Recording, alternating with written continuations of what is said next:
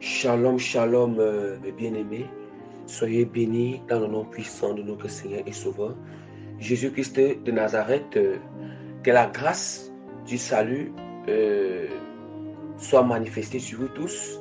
La grâce des 9 fruits du Saint-Esprit, l'amour, la douceur, la joie, la paix, la bienveillance, la tempérance, la patience, la maîtrise de soi, qui est toujours la tempérance, la fidélité et la foi sur notre Seigneur soient manifestées sur vous tous. Sans toutefois oublier aussi que la grâce de l'obéissance à l'égard du Seigneur, la grâce de l'humilité à l'égard de Dieu et à l'égard de notre prochain, ainsi que la grâce de la sanctification complète, l'intérieur et l'extérieur, qui est le dépouillement intérieur et extérieur, vraiment soit manifesté sur tous les bien-aimés qui vont écouter cet enseignement, qui vont écouter ça, c'est même le reste des bien-aimés qui ne vont pas écouter, qui sont répandus partout dans le monde entier. Bien-aimés, vraiment, sans toutefois tarder, nous allons abandonner et recommander ces moments d'enseignement accompagnés avec la prédication entre les mains de l'Éternel.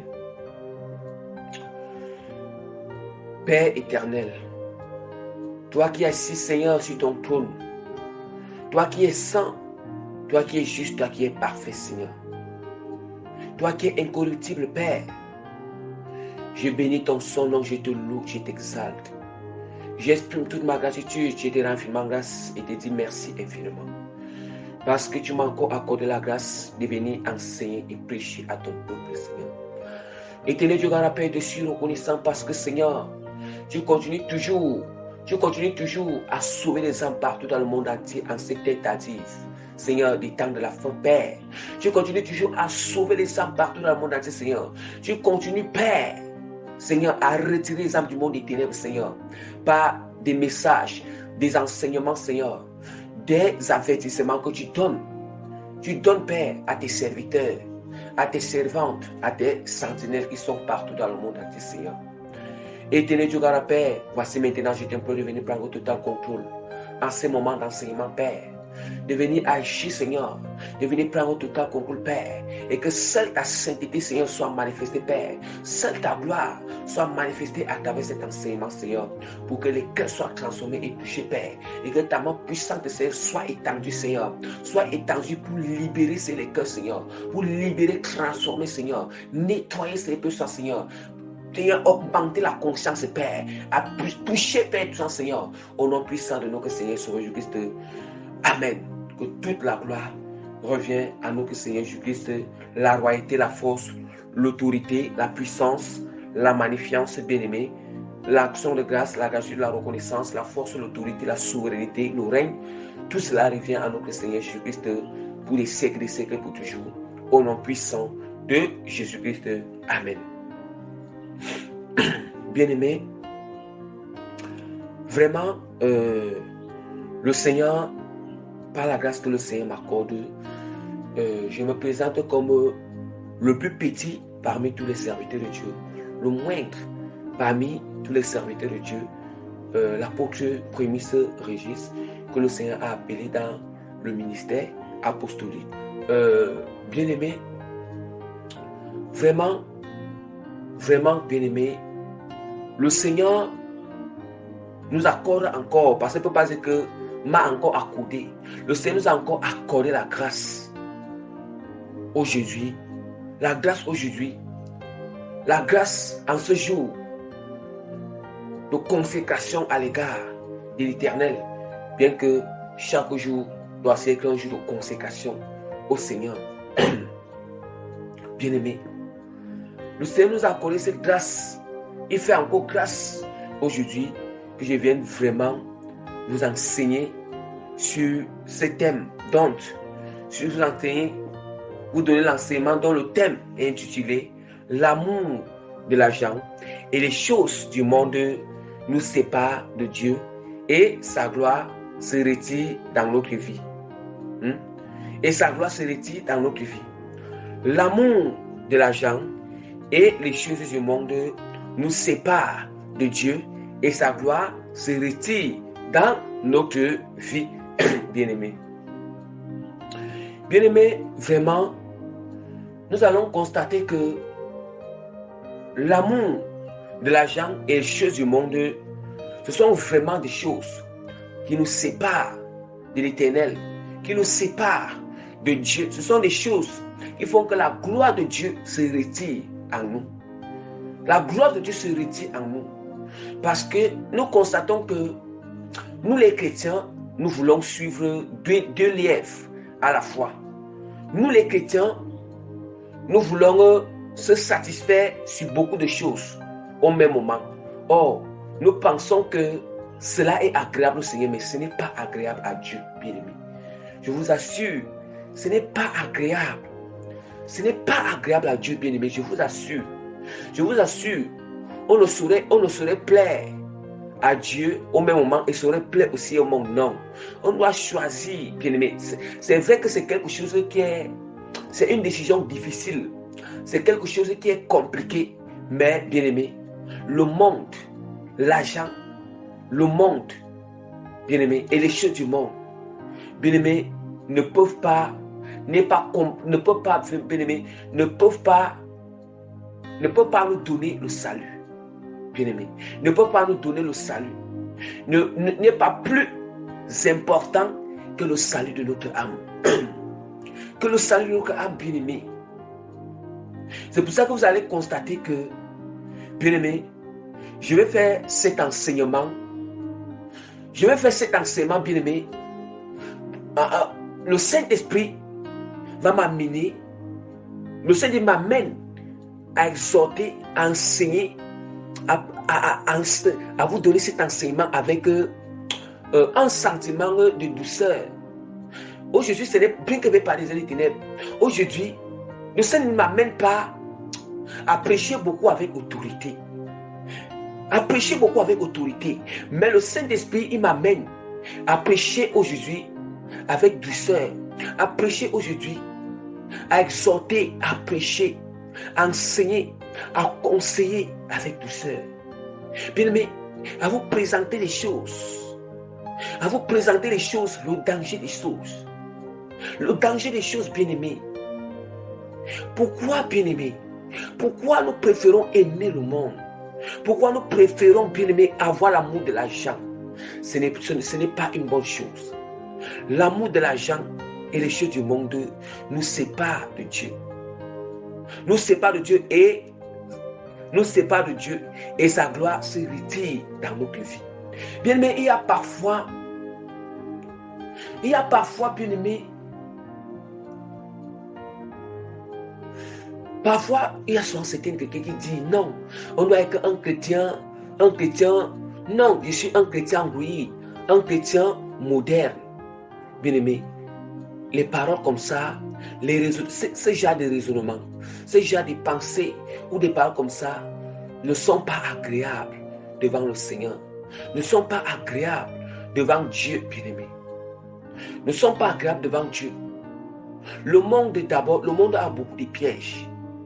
La parole de Dieu nous dit que le monde entier est sous l'emprise du malin. Le monde entier est sous l'emprise du malin. Mais on ne peut pas être un chrétien moderne ou un chrétien androïde, non. Parce que celui qui dit qu'il est un chrétien moderne ou un chrétien androïde, ça veut dire que non seulement il est attaché aux choses du monde, et aussi, non seulement il est attaché aux choses du monde, et au même moment aussi il est attaché à Christ. Non, cela vraiment ne nous permet pas d'entrer dans le royaume de Dieu. Cela vraiment ne nous garantit pas d'entrer dans le royaume de Dieu, bien-aimé. Donc, voilà pourquoi notre thème est porté sur 2 points. Donc, je vais vous annoncer le sommet de notre thème rapidement, qui est porté sur 2 points. Le grand B, le grand A et le grand B. Donc, le grand B sera porté sur l'amour. Le grand B sera porté sur l'amour et la convoitise. La convoitise du monde est une maladie pour cette génération. Et le grand B sera porté sur l'amour de l'argent nous livre dans beaucoup de tourments. Dans le livre, dans beaucoup de tourments. Donc, je répète encore rapidement, ou je vous annonce encore rapidement, le sommet de notre thème. Le sommet de notre thème est porté sur 2 points. Le grand A, l'amour et la convoitise des choses du monde est une maladie pour cette génération. Grand B, l'amour de l'argent nous livre, le mot de l'argent nous livre dans beaucoup de tourments. Dans beaucoup de tourments. Donc, sans toutefois tarder, je vais commencer rapidement avec notre grand A. Notre grand A, vraiment, dans les lignes, notre grand A, dans la continuité de notre enseignement. Bien-aimés, nous allons continuer avec notre enseignement sur le grand A. L'amour et la convoitise des choses du monde sont une maladie pour cette génération. Bien-aimés, et c'est vrai, c'est une maladie vraiment pour cette génération. Pour cette génération parce que nous allons constater que l'église primitive vraiment, c'est vrai qu'à leur temps, il y avait aussi la convoitise, aussi l'amour de l'argent. Mais cette génération bien-aimée, la convoitise de l'amour de l'argent est vraiment encore, c'est encore vraiment plus... donc vraiment, c'est tellement... la convoitise et l'amour de l'argent, c'est tellement très courant. C'est tellement très courant. Et ça se trouve dans bon nombre de chrétiens. Nous allons constater que dans l'église primitive, au temps des apôtres Paul, apôtre Pierre, et après eux, parce qu'après eux, il y avait aussi ceux qui ont continué l'œuvre qu'ils avaient à commencer. Parce que Jésus-Christ a commencé, Jésus-Christ, il a ouvert la porte. Il a ouvert la porte, il a établi l'église. Donc, maintenant, les apôtres ont continué avec l'œuvre de Christ. Maintenant, après les apôtres, il y a aussi ceux qui ont succédé les apôtres. Nous savons que ceux qui ont succédé les apôtres, ceux-là aussi, ils prêchaient aussi toute la vérité. Ceux-là aussi, ils marchaient rien que dans la parole de Dieu. Mais au fil des temps, les vraies valeurs de l'église, ont diminué. Mais comme nous sommes dans les temps de la fin, là maintenant nous sommes dans les temps de la fin, parce que dans les temps de la fin, Dieu doit ramener l'église primitive dans les temps de la fin. Mais comme Dieu doit ramener l'église primitive dans les temps de la fin, mais pendant des décennies, nous avons vu comment la mondanité est entrée dans l'église. Et comme la mondanité est entrée dans l'église, voilà pourquoi il faut que ce qui était au début, il faut que Dieu doit ramener ça à la fin. On nous dit que Jésus-Christ est l'alpha et l'oméga, le commencement et la fin. Ça veut dire que Jésus-Christ, il a commencé, lui-même il a commencé son église. Il a commencé son église. Oui, lui-même il a apporté la clé pour ouvrir, la clé pour l'église. Et maintenant lui-même encore. Voilà pourquoi nous allons voir que au milieu là, le diable vient souvent s'agiter au milieu. Bien aimé. Le diable vient souvent s'agiter au milieu. Oui, le diable vient souvent s'agiter au milieu. Donc c'est inadmissible que Jésus-Christ lui-même, il a commencé la sainteté dans son église. Lui-même il a posé une pierre principale dans son église. Et il est inadmissible que c'est le diable qui a venu poser. C'est le diable qui a venu poser la toiture. Impossible. Le diable ne peut pas poser. À la même manière que Jésus-Christ a posé la pierre principale. C'est comme ça que lui-même va aussi poser. Il va se rassurer de poser la toiture. La toiture sur cette maison-là. Oui. La toiture sur cette maison. Oui. La toiture sur cette maison. Il va se rassurer de poser la toiture. Nous savons que avant qu'on ne pose la toiture sur la maison, tant que les murs là ne sont pas droits, bien aimé, on ne peut pas poser la toiture. Tant que les murs ne sont pas droits, on ne peut pas poser la toiture, bien aimé. Oui, mettez bien les murs. Ça veut dire que, bien aimé, élevez les murs. Mais si les murs sont tordus, l'ingénieur, si les murs sont tordus, bien aimé, le propriétaire qui est en même temps aussi l'ingénieur, il va dire que cassez encore cette mur, cassez encore ce mur parce que ce mur est tordu. Bien aimé, ça veut dire que même s'il faut que le temps, même s'il faut que cette maison-là sera construite pendant tant des années, tant que tous les murs ne seront pas quoi, bien aimé, on va sauf que casser les murs. On va sauf que casser le... On ne peut pas poser le toit. Si.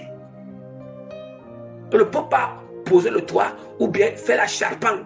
Si les murs ne sont pas encore achevés et ne sont pas quoi. Est-ce que nous comprenons? Qu'est-ce que ça signifie cette parabole? Donc c'est pour dire que, bien-aimés, ne nous séduisons pas. On ne doit pas se séduire. C'est pour dire que, bien-aimés, le diable ne peut pas gagner Jésus-Christ.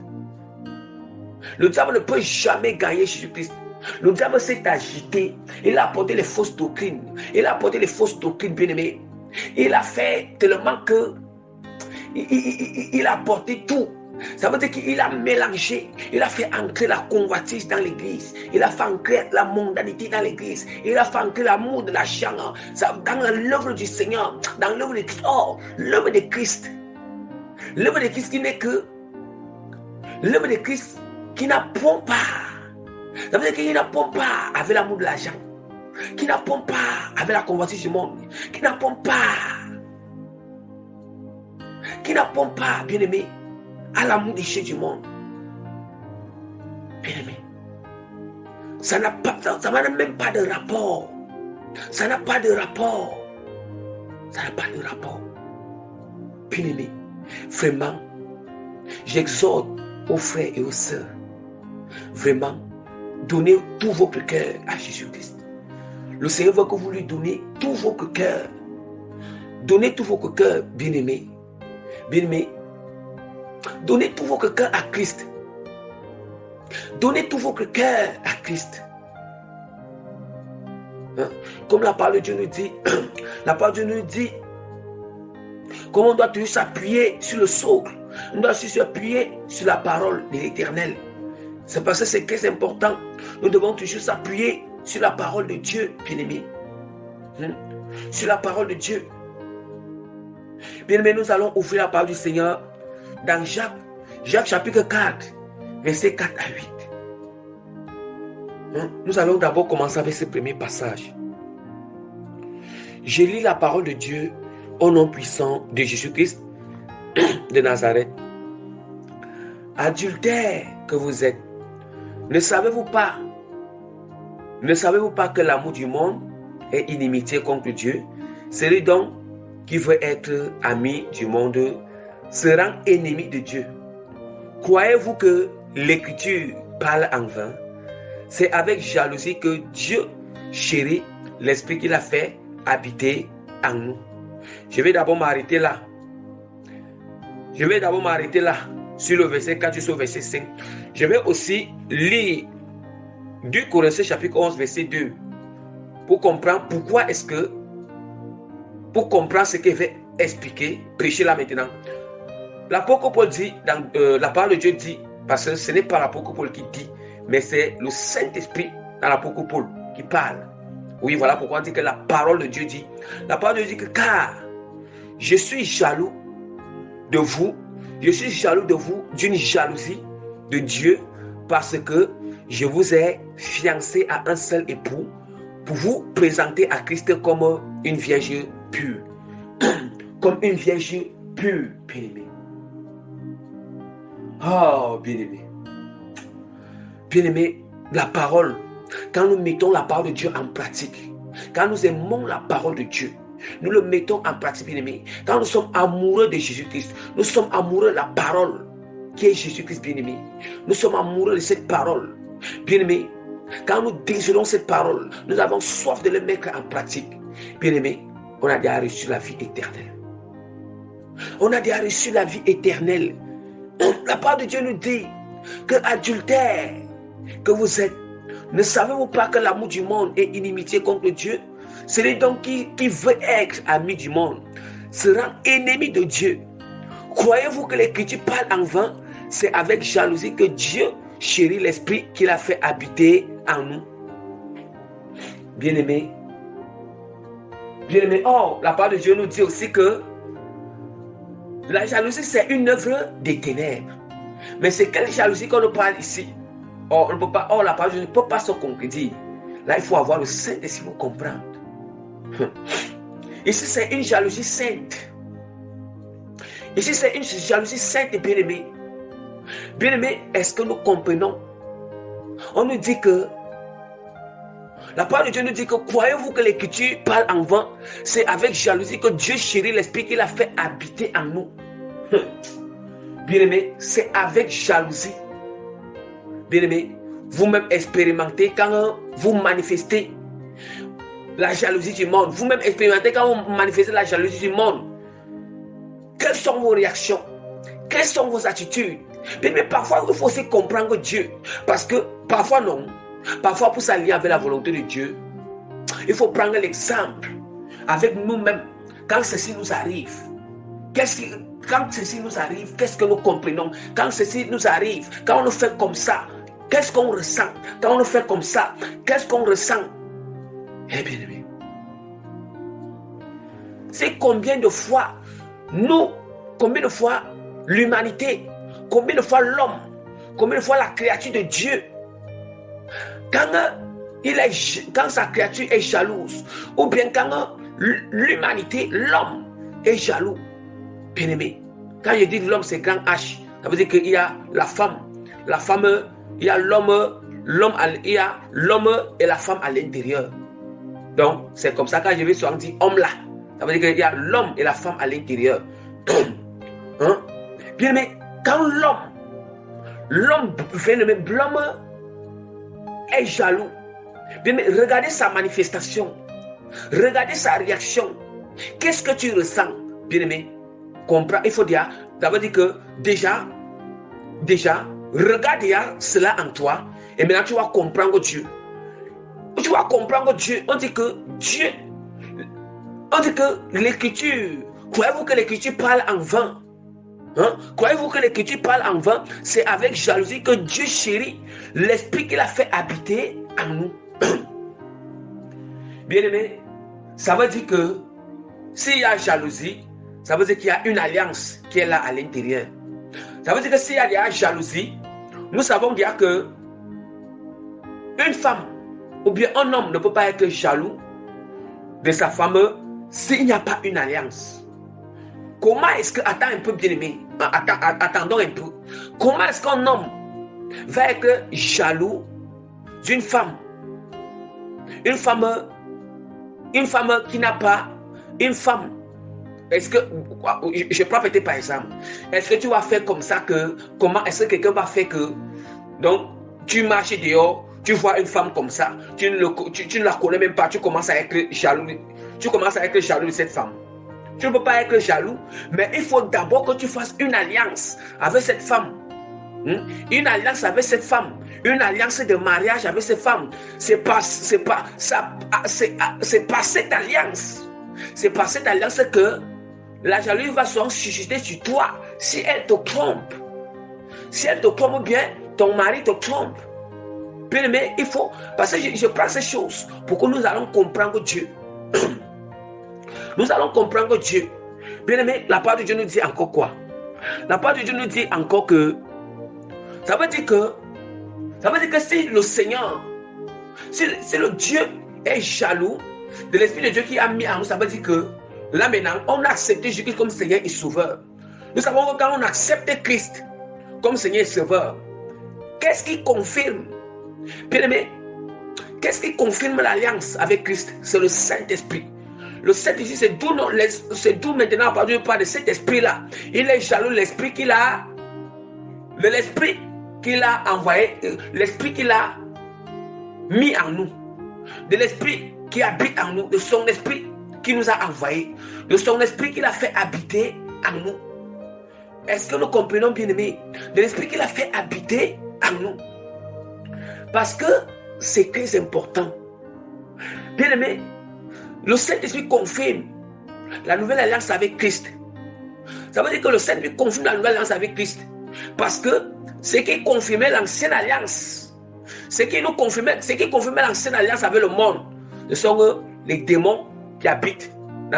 Ce sont les démons qui habitent dans le corps de celui qui n'a pas encore accepté Christ. Mais qu'on ne nous trompe pas, celui qui n'a pas encore accepté Jésus-Christ comme Seigneur et Sauveur et reçu le Saint-Esprit, bien aimé, celui-là, c'est une vérité pure. C'est une vérité pure. Et il y a les esprits impurs qui habitent en lui. Et il y a les démons qui habitent, il est possédé. Bien aimé, c'est une vérité pure. Ce n'est pas pour choquer, mais c'est juste pour enseigner la vérité. C'est juste que vous devez recevoir la connaissance. Bien que certaines connaissances font mal, bien que certaines connaissances font mal, certaines connaissances choquent, mais c'est important de recevoir la connaissance. Même si aujourd'hui tu ne comprends pas ça, dans le futur, tu vas mieux comprendre cela. Quand Dieu va te faire grâce de faire tomber les écarts de Dieu, tu vas comprendre cela. Tu vas comprendre cela. La même manière que les anciennes alliances qu'on était dans le monde, les anciennes alliances, ce qui confirmait notre ancienne alliance dans le monde, c'était la possession, ce sont les démons, les manifestations des pratiques du monde. La même chose quand nous sommes en Christ, ce qui confirme l'alliance avec Christ, c'est le Saint-Esprit. L'alliance avec Christ, c'est le Saint-Esprit. Maintenant, le Seigneur dit que ce Saint-Esprit-là, Dieu dit qu'il est jaloux de l'Esprit qu'il a envoyé habiter en nous. Il est jaloux de cet esprit, l'esprit qu'il a envoyé habiter en nous. Vous comprenez un peu? Parce que l'esprit que Dieu a envoyé habiter en nous, Dieu est jaloux. Ça veut dire qu'il ne veut, l'esprit-là ne veut pas cohabiter encore. L'esprit-là ne veut pas cohabiter, ne veut même pas avoir part, ne veut même pas se mélanger. Ne veut pas se mélanger avec les choses du monde. Ne veut pas se mélanger encore avec les anciennes alliances que tu étais. Ne veut pas se mélanger avec les choses du monde, bien-aimé. Nous devons comprendre aussi le Seigneur. Nous devons comprendre Dieu. Quel homme peut accepter partager sa femme avec un autre homme? Quelle femme peut accepter ces choses? Partager son homme avec d'autres femmes. Qui peut accepter? Bien-aimé, revenons sur cela et comprenons Dieu. Comprenons Dieu. Comprenons le Seigneur. Vous comprenez pourquoi Dieu ne peut pas accepter, il ne peut pas accepter partager. Jésus qui ne peut pas accepter partager son esprit qui est en nous avec partager son esprit qui est en nous avec quoi? Avec le monde, avec les choses du monde, avec la convoitise. Avec la convoitise. Nous comprenons. Et la parole de Dieu nous dit que parce que c'est le Saint-Esprit, parce que la parole de Dieu nous dit quoi? La parole de Dieu dans 2 Corinthiens chapitre 11 verset 2 que car je suis jaloux de vous d'une jalousie de Dieu, parce que l'apôtre peut dire comme ça, parce que je vous ai fiancé à un seul époux pour vous présenter à Christ comme une vierge pure. Comme une vierge pure. Bien aimé, ça signifie quoi? Ça signifie que le Saint-Esprit nous fiance à Jésus. C'est-à-dire que si quelqu'un n'a pas encore reçu le Saint-Esprit, tu n'es pas encore un fiancé, tu n'es pas encore une fiancée de Christ. Oui. Celui qui n'a pas encore reçu le Saint-Esprit n'est pas encore une fiancée de Christ. Oui. N'est pas encore une fiancée de Christ. Ah oui. Oui. N'est pas encore une fiancée de Christ. Quand on nous parle de la fête des noces, ça veut dire qu'il ne peut pas avoir, il n'y a pas fait de noces s'il n'y a pas d'abord les fiançailles. S'il n'y a pas d'abord des fiançailles, s'il n'y a pas d'abord confirmation des fiançailles. Or, nous savons que c'est dans les fiançailles, il y a l'observation dans les fiançailles. Il y a l'observation dans les fiançailles. Maintenant, si dans les fiançailles, l'homme voit que dans cette fiançaille, vraiment, la femme-ci est fidèle, la femme-ci est humble, la femme-ci est soumise, la femme-ci est pieuse, la femme-ci est pieuse, la femme-ci est vertueuse. C'est pas là où l'homme va épouser. L'homme va épouser maintenant, l'homme va épouser maintenant sa fiancée. C'est la même chose avec Christ. Christ est notre époux. Nous sommes les fiancés de Christ. L'église maintenant, on dit qu'il y a, c'est là maintenant qu'il y a la fête de mariage. Ça veut dire qu'il n'y a pas de noces s'il n'y a pas d'abord des fiançailles. Ça veut dire que la position que nous avons maintenant, la position que l'église a sur terre maintenant, c'est une position de fiancé. Or, qu'est-ce qui nous fiance à Christ? C'est le Saint-Esprit qui nous fiance à Jésus. C'est le Saint-Esprit qui nous fiance à Jésus-Christ. Parce que c'est le Saint-Esprit qui va nous permettre de faire ce qui est agréable, qui va nous permettre de maintenir. Parce que Christ a encore nous observé. Il observe que est-ce que mon fiancé-ci ou ma fiancée-ci est digne d'être enlevé, digne d'entrer dans le royaume des cieux, bien-aimé. Est-ce qu'il est digne d'entrer dans le royaume des cieux? Or, voilà pourquoi il nous envoie le Saint-Esprit pour venir confirmer l'alliance de fiançailles. Ça veut dire que dans cette alliance de fiançailles, le Saint-Esprit va nous aider à marcher selon la volonté de Dieu. Le Saint-Esprit va nous aider à marcher dans la sanctification. Le Saint-Esprit va nous aider à marcher dans l'amour. Le Saint-Esprit va nous aider à aimer nos compassions. Le Seigneur va nous aider à être patient. Le Seigneur va nous aider à marcher dans une vie vertueuse, à être vertueux. Le Seigneur va nous aider à avoir la foi jusqu'au bout. Le Seigneur va nous aider à être persévérant. Le Seigneur va nous aider à résister. Le Seigneur va nous aider à obéir. Le Seigneur va nous aider à se séparer du monde. Le Seigneur va nous aider à se détourner toutes les choses qui n'honorent pas le Seigneur. Et voilà pourquoi on entend que après l'Allemagne, il y a ce qu'on appelle les noces de l'agneau. Les noces de l'agneau, dont on nous parle dans l'Apocalypse. Hein? Il y aura des noces de l'agneau. Et nous savons que ce n'est pas tout le monde qui sera enlevé. Ça veut dire que ceux qui ont été enlevés là, ce sont des fiancés qui sont restés fidèles. Ce sont des fiancés de Christ qui sont restés fidèles. Oui. Ce sont des vierges pures, tel qu'Apocalypse nous dit dans Matthieu chapitre 25. Matthieu chapitre 25, verset 1 à 13, on nous parle des vierges sages et des vierges folles. Et la preuve en est que les vierges sages ont l'huile. Les vierges sages ont l'huile. Ont l'huile en elles. Ont l'huile en elles. L'huile qui n'est que quoi? L'huile qui n'est que le Saint-Esprit. L'huile qui nous confirme que les fiançailles, qui confirme. Oui, ils ont gardé, on dit qu'ils ont gardé l'huile. Ils ont gardé quoi? Le Saint-Esprit. Ils ont gardé les instructions du Saint-Esprit. Ils ne se sont pas rebellés contre le Saint-Esprit. Ils ne se sont pas détournés contre le Saint-Esprit. Ils ne se sont pas détournés de la parole de Dieu. Donc, ils ont maintenu le cap jusqu'au bout. Elles ont maintenu. Elles ont maintenu le cap, bien-aimé. Elles ont maintenu le cap jusqu'au bout. Bien-aimé, je suis en train d'expliquer comme ça pour comprendre. Quand je vais commencer à parler de certaines choses, que Dieu veut que nous nous séparons, pour que nous puissions comprendre, pour que nous puissions le faire avec amour, bien-aimé. Nous puissions le faire avec amour. C'est impossible. Bien-aimé, il faut comprendre Dieu. Il faut comprendre Dieu désire que tout le monde entre dans le royaume des cieux.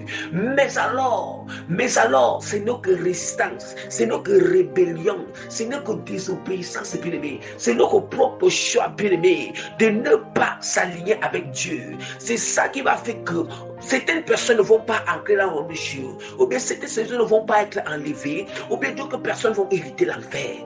C'est ça, bien-aimé. Il faut comprendre Dieu. Qu'est-ce qui est difficile d'aimer le Seigneur, d'aimer Dieu de tout notre cœur? Qu'est-ce qui est difficile, bien-aimé, de se séparer de tout pour le Seigneur? Qu'est-ce qui est difficile, bien-aimé? Qu'est-ce qui est difficile, bien-aimé? Il y a quoi dans ce monde? Il y a quoi dans ce monde qui est plus important que notre âme? Il y a quoi, bien-aimé? Il y a quoi? Les choses du monde ne sont rien. Oh, bien-aimé, les choses du monde ne sont rien, bien-aimé. Les choses du monde ne peuvent pas se comparer au sang de Christ, à l'alliance de Christ. Bien-aimé, le sacrifice de Christ, ça ne vaut pas ce sacrifice. Hein? Christ nous a rachetés. Aïe, aïe, aïe. Il ne nous a pas rachetés pour que nous soyons esclaves des choses du monde. Il ne nous a pas rachetés pour que, bien-aimé, nous puissions avoir la convoitise. Puis, bien-aimé, il ne nous a pas racheté pour ça. Bien-aimé, il ne nous a pas racheté pour ça, bien-aimé. Bien-aimé, voici maintenant dans cette fiançaille. Voici dans cette fiançaille que le Seigneur, quand on parle des choses du monde, de convoiter des choses du monde, bien-aimé, c'est quoi? Bien-aimé, il y a certaines choses dans la parole de Dieu. Ce n'est pas écrit que, Dieu n'a pas écrit que telle chose c'est un péché, telle chose, ce n'est pas ça. Telle chose, ce n'est pas ça. Non. Mais dans certains passages bibliques, il y a ces choses-là qui sont cachées. Derrière ces passages, nous savons que chaque passage biblique, c'est un code. Nous savons que quand tu décodes, nous savons que pour avoir accès à ce qui est dans l'interface de l'ordinateur, pour avoir accès aux données de l'ordinateur, il faut d'abord décoder. Ça veut dire qu'il faut d'abord décoder l'ordinateur. Après avoir décodé, nous savons que tant que je n'ai pas encore décodé, bien-aimé, tu ne vas pas voir les données qui sont dans l'ordinateur. Tu ne vas pas voir les données qui sont cachées dans l'ordinateur, les données qui sont cachées dans le disque dur. Mais il faut d'abord décoder. Il faut d'abord mettre le mot de passe. Maintenant, la parole de Dieu est quoi? La parole de Dieu est quoi? Déjà, nous savons que le mot de passe ne revient que à le mot de passe. On ne peut qu'avoir accès au codage, au décodage, ou bien au mot de passe si seulement si l'ordinateur nous appartient, ou bien la personne à qui appartient l'ordinateur nous a donné ce code. Ça veut signifier quoi? Ça signifie qu'on ne peut qu'avoir accès à comprendre certaines choses, à avoir des révélations qui sont de la part de Dieu, c'est seulement si le Seigneur, on appartient déjà à Christ. Oui, on appartient à Christ. Et c'est seulement si on a son Saint-Esprit en nous, ou bien Dieu nous a fait cette grâce de savoir ce qui est derrière cette parole. Voilà pourquoi je vais rappeler à certains bien-aimés. Bien-aimés, je vous assure. Voilà pourquoi je voudrais rappeler à certains bien-aimés, je continue cet enseignement. Je voudrais rappeler à certains bien-aimés que, bien-aimés, je vous assure, je vous en supplie, il faut laisser ce langage. Bien, mais vous les chrétiens, quand vous avez ce langage, vous ne savez pas à quel point vous attristez le Seigneur, à quel point vous blessez Dieu, à quel point, bien, vous êtes en train de profaner l'alliance de Christ, vous êtes en train de profaner l'alliance du sang de Jésus-Christ, vous êtes en train de profaner la sainteté de Dieu, vous êtes en train de porter atteinte à la sainteté du Seigneur, à la droiture du Seigneur, à l'incorruptibilité du Seigneur, bien-aimé. Vous êtes en train de porter cette atteinte, bien-aimé. Je vous assure, bien-aimés, ceux qui ont cette attitude, repentez-vous. Je vous en supplie, repentez-vous, aimez Jésus, repentez-vous et revenez à Christ. Si vous repentez, Jésus qui va vous pardonner, il est amour. Bien-aimés, ceux qui ont ce raisonnement pour dire, ils disent toujours, non, montre-moi là où c'est écrit dans la parole de Dieu. Non, ce n'est pas, il ne faut pas que ça soit écrit. Quand il y a des passages qui sont codés. Dans ces passages, quand Dieu dit que tel, ça veut dire que tout ce qui est dans le monde contient, ça veut dire que toutes ces choses-là, ça veut dire que ce passage porte toutes ces choses-là. Ça veut dire que ces passages contiennent. Le passage est comme l'ordinateur. C'est comme l'ordinateur.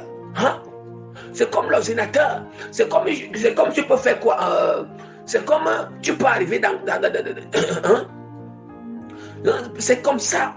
C'est pas, ça veut dire que tout cela est dans ces passages bibliques. C'est caché là-bas à l'intérieur. C'est caché là-bas à l'intérieur. Même la parole de Dieu nous a dit quoi? La parole de Dieu nous a dit que dans Jean, la parole de Dieu nous dit que ils nous ont dit que si il allait écrire, ça veut dire que s'il devait écrire, il devait écrire tout ce que Jésus-Christ avait fait. Bien-aimé, s'il devait écrire tout ce que Jésus-Christ avait fait, cela vraiment, il ne pouvait pas, on ne sait pas vraiment si vraiment il pouvait en finir, ou bien le livre là pouvait contenir tout ce que Jésus-Christ avait fait. C'est la même chose. S'il y a certaines choses qui ne sont pas dans la parole de Dieu, bien que ce n'est pas là visiblement, mais c'est là invisiblement. Ces choses-là ne sont pas, bien que ce n'est pas là visiblement comme on voit les autres, mais il y a d'autres choses qui sont là invisiblement cachées derrière ces passages. Oui, derrière ces passages, bien aimé, si le Seigneur, la Bible que nous voyons ici, si le Seigneur décode, si le Seigneur décode tous ces passages, passage par passage, bien aimé, si je prends peut-être par exemple, si la Bible a peut-être, je prends un exemple, je n'ai pas dit que c'est forcément le nombre là, je prends seulement l'exemple. Si la Bible a peut-être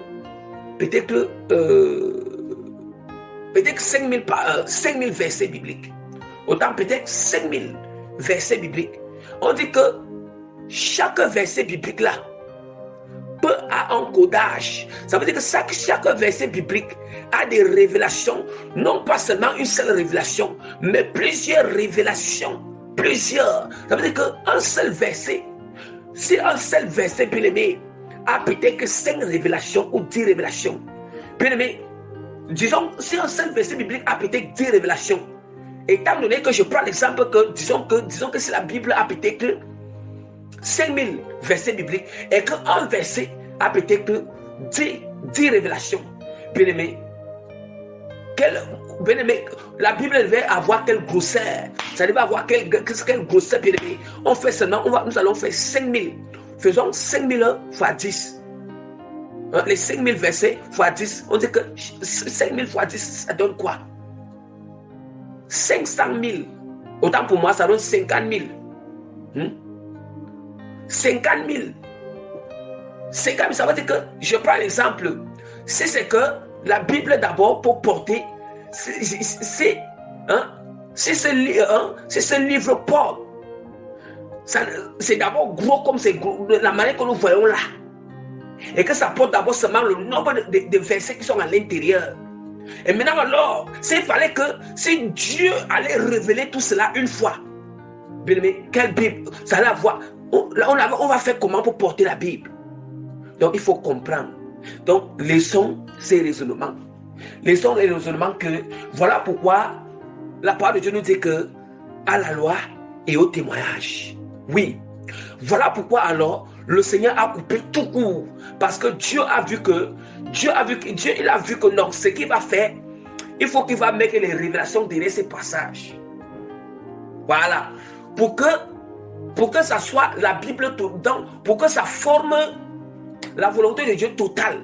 D'où maintenant la parole de Dieu nous dit que la loi est au témoignage. Ça veut dire que la loi c'est la parole de Dieu et les témoignages, ce sont des révélations qui sont derrière ces passages bibliques. Donc il faut comprendre que ce n'est pas parce que Dieu n'a pas écrit telle chose, on n'a pas écrit telle chose, montre-moi telle chose que tu ne vas pas t'aligner. Déjà même ce qui est écrit dans la parole de Dieu même, ce qui est écrit même dans la parole de Dieu, les chrétiens n'arrivent même pas. Ils raisonnent même d'abord, même ce qu'ils voient, ce qui est écrit noir sur blanc, ils raisonnent, ils se rebellent d'abord, Combien de fois alors, ce que Dieu révèle qui est derrière, le codage qui est derrière, combien de fois ça, c'est d'abord ce qu'on voit. Nous voyons, bien-aimé, c'est lui qui raisonne. Il y a certaines personnes, déjà quand tu le vois, la manière qu'il raisonne, quand tu vois la manière qu'elle raisonne, la manière qu'elle concrétise, tu sens que la personne n'est même pas encore prête à s'allier. Tu sens qu'elle se plaît encore dans les choses du monde. Elle se plaît encore dans les choses qui n'honorent pas le Seigneur. Elle se plaît encore. Ça veut dire que elle se plaît encore. Voilà pourquoi elle se plaît encore dans ça. Bien aimé, ouvrons la parole du Seigneur ouvrons la parole de Dieu. Ouvrons la parole de Dieu dans 1 Jean chapitre 2 verset 15 à 17. Je lis au nom puissant de Jésus-Christ. N'aimez point le monde, ni les choses qui sont dans le monde. Si quelqu'un aime le monde, l'amour du Père n'est point en lui. Car tout ce qui est dans le monde, la convoitise de la chair, la convoitise des yeux, l'orgueil de la vie, ne vient point du Père, mais vient du monde. Allah. Le monde passe et sa convoitise aussi. Mais celui qui fait la volonté de Dieu demeure éternellement. Bien aimé, est-ce que nous entendons? Celui qui fait la volonté de Dieu demeure éternellement. Ça veut dire que, bien aimé, Quand quelqu'un marche, il pratique la parole de Dieu. Quelqu'un marche selon la volonté de Dieu. Bien, tu dois comprendre que tu demeures éternellement. Ça veut dire que tu demeures éternellement, même si tu meurs physiquement. Bien-aimé, tu ne vas pas. Ce n'est que même si tu meurs physiquement, bien-aimé, tu vas continuer à vivre encore. Tu vas continuer à vivre dans l'éternité. Oui, tu vas continuer à vivre dans l'éternité. Ou bien tu seras enlevé. C'est ça qu'on appelle vivra éternellement. Celui qui fait, on dit que celui qui fait la volonté de Dieu vivra éternellement, bien-aimé. N'aimez pour le monde, bien-aimé, quand Dieu fait référence dans beaucoup de passages que celui qui a l'amour du monde, l'amour de Dieu est inimitié contre Dieu. Autant pour moi, l'amour du monde est inimitié contre Dieu. Voilà. Dans Jean nous dit déjà ça. Jean vient encore nous dire. Là-bas, c'est deux auteurs différents. C'est deux serviteurs de Dieu différents. Nous comprenons que c'est deux vases. Deux vases différents. Mais dans ces deux vases, il y a le même contenu qu'on appelle le Saint-Esprit. Ça veut dire qu'on doit craindre. Pourquoi ça fait-il que deux personnes différentes parlent encore au même passage? Ça veut dire que dans ces deux personnes, il y a le même contenu qui est unique, qu'on appelle le Saint-Esprit. Donc, la parole de Dieu nous dit que dans Jacques, celui qui aime le monde, la parole de Dieu nous dit dans Jacques, l'amour du monde est inimitié contre Dieu. Et la parole de Dieu dit encore dans 1 Jean chapitre 2, verset 15 que l'amour, n'aimer pour le monde, ni les choses du monde. Si quelqu'un aime le monde, l'amour de Dieu n'est pas en lui. Est-ce que nous prenons ça au sérieux? Nous devons comprendre que Dieu nous appelle. Il appelle notre cœur à ne même pas avoir un peu de passion pour les choses du monde. Ça veut dire que notre cœur, on doit arriver à un niveau où le cœur ne doit même pas avoir un peu des résidus de passion, des résidus de désir, des résidus d'affection. Pourquoi? Pour les choses du monde. Jamais. Parce qu'une fois, une passion ou un désir, une affection des choses du monde pénètre dans le cœur. Nous savons que la convoitise, c'est le désir. La convoitise, c'est le désir. La convoitise, c'est le désir, l'affection. C'est l'affection. Une fois que cela, la convoitise, c'est l'affection, c'est une passion. C'est un désir. Une fois que des choses du monde pénètrent dans notre cœur, vous voyez à quel point nous suscitons la jalousie du Seigneur. Nous suscitons la jalousie de Dieu. Nous suscitons la jalousie de Dieu. Et voilà pourquoi nous allons constater que le Saint-Esprit, il s'écarte. Toi-même, tu ne sais pas que c'est écarté, mais il s'écarte. Il s'écarte. Il s'écarte. Parce que le Seigneur ne peut pas accepter. Il ne peut pas accepter de partager. Le Seigneur ne peut pas accepter de partager ton cœur. Parce que le Seigneur vient épouser, le Seigneur vient faire alliance avec ton cœur. Le Seigneur vient épouser ton cœur. Le Saint-Esprit, il ne peut pas accepter alors partager ton cœur avec le Dieu du monde. Avec le Dieu du monde, il faut comprendre Dieu. Comprenons le Seigneur. Les choses du monde, quelles sont ces choses du monde, bien-aimés? Quelles sont ces choses du monde? Bien-aimés, les choses ici, vous allez dire que, comme je vous ai expliqué que, vous allez dire que c'est écrit où? Dans la parole de Dieu. Les choses, ces choses du monde ici là, oui, bien-aimés, le Seigneur nous demande. Le Seigneur nous demande, bien-aimés, voici les choses du monde qu'on doit se séparer. Il y a les musiques mondaines, bien-aimés. Bien-aimés, je vous exhorte, je vous en supplie. Si tu veux être enlevé, si tu veux entrer dans le royaume de Dieu, je vous assure, je t'en supplie, bien-aimé. Bien-aimé, ce n'est pas écrit dans la parole de Dieu que il faut que, ce n'est pas écrit dans la parole de Dieu que, la musique mondaine n'est pas écrite, que laisser la musique mondaine faites comme ça, mais au moins, avec ce passage, si tu aimes Dieu, si tu as le Saint-Esprit, si vraiment tu vas aller loin avec Dieu, si vraiment tu veux hériter le royaume de Dieu, si vraiment, bien-aimé, tu veux qu'après ta mort, tu entres dans le royaume de Dieu, bien-aimé, si vraiment tu as pitié de ton âme, si vraiment tu aimes Dieu, ne serait-ce qu'avec ces passages, que n'aimez point les choses du monde, Car celui qui aime les choses du monde, l'amour de Dieu n'est point en lui. Et l'autre passage qui nous dit encore dans Jacques que l'amour du monde est inimitié contre le Seigneur. Hein? L'amour du monde est inimitié contre Dieu. Nous devons comprendre que tout ceci est à l'intérieur. C'est ce que je vous expliquais. Vous comprenez que ça, c'est un passage qui est codé. Mais derrière, c'est un passage qui est codé.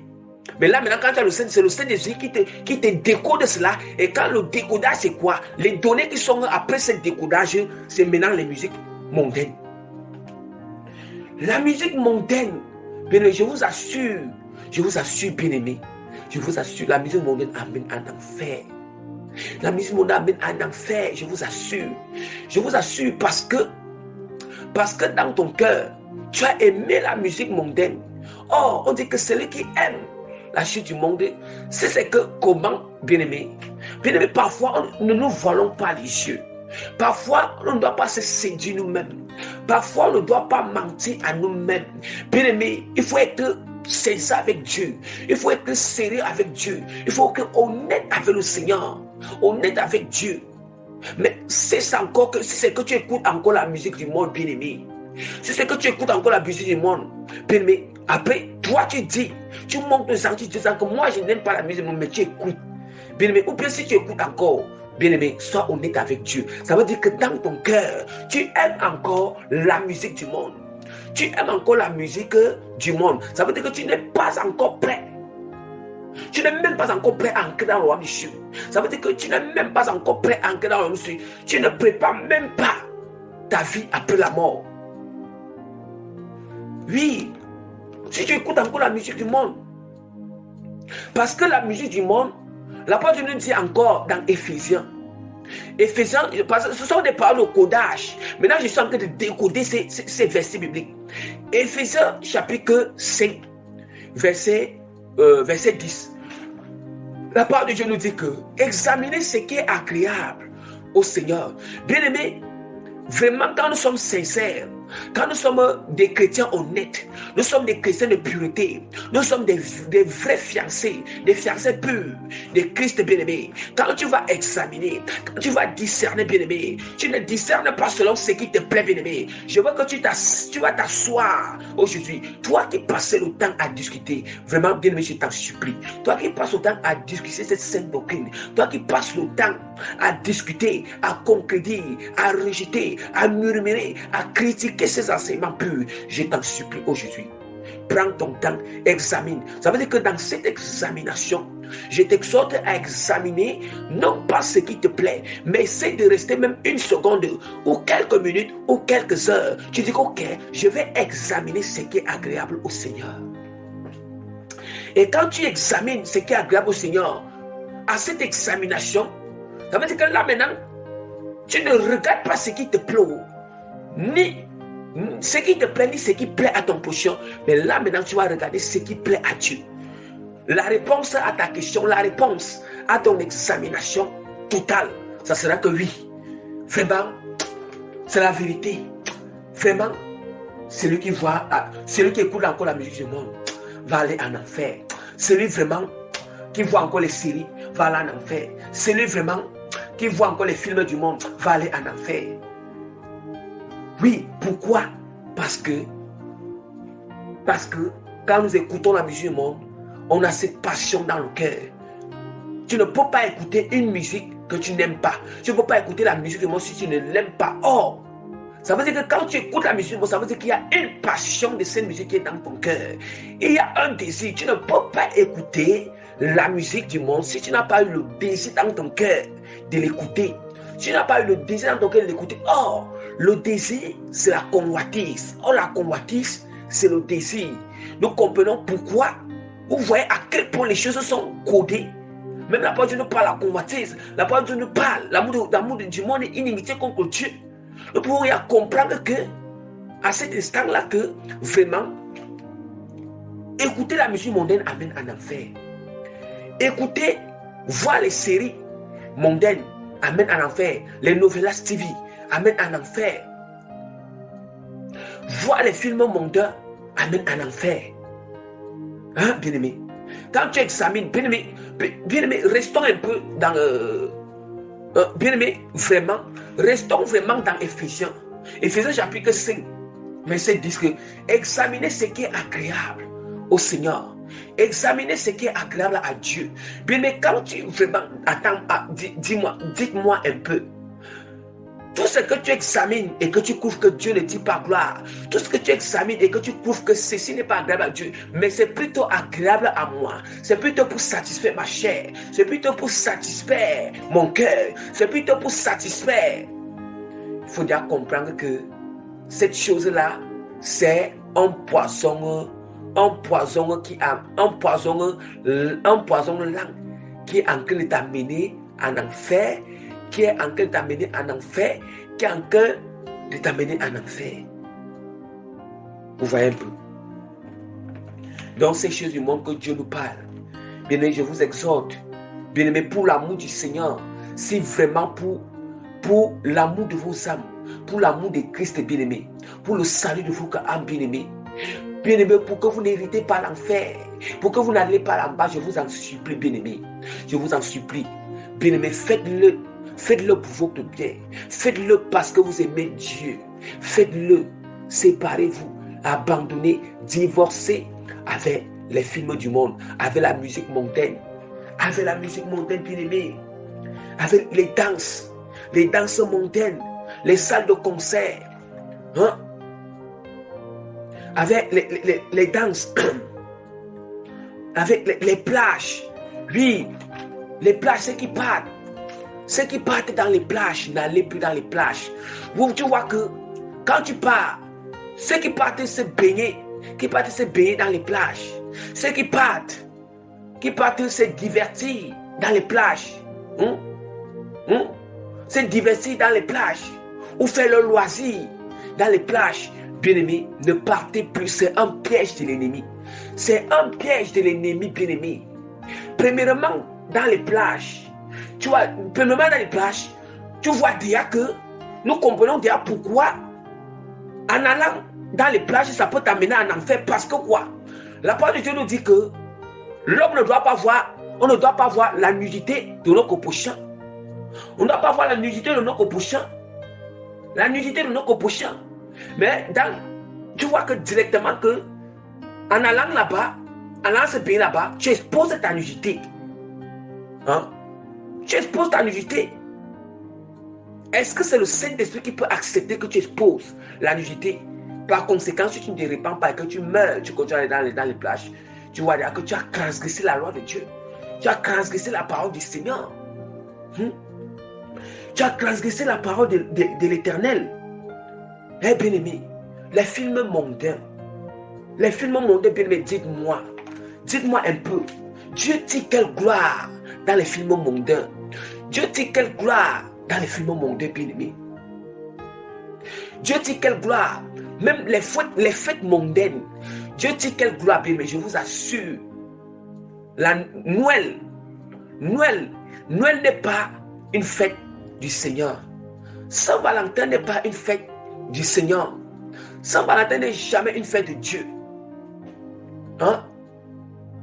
Bien-aimés, quand nous disons que nous sommes chrétiens qui a le Saint-Esprit, chrétien qui est fiancé à Christ, chrétien qui est fiancé, qui est en train d'attendre l'arrivée de son époux, qui est en train d'attendre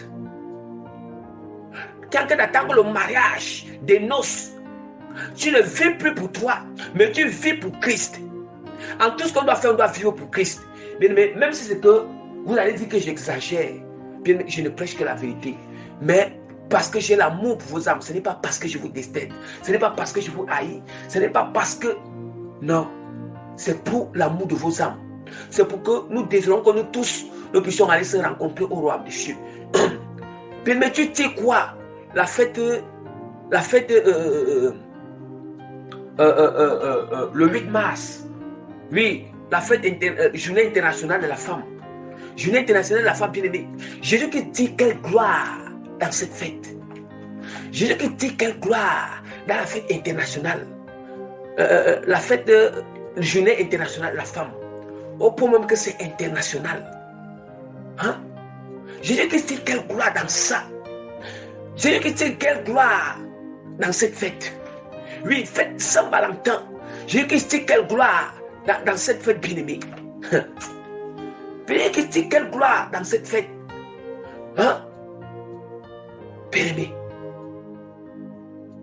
Tous les fêtes là, toutes les fêtes mondaines là, que vous participez, vous allez, bien-aimé, Jésus-Christ dit quelle gloire.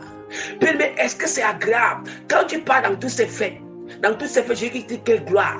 Est-ce que c'est agréable à Dieu ou bien c'est agréable à toi? Est-ce que c'est agréable? C'est pour satisfaire qui? Dieu ou toi?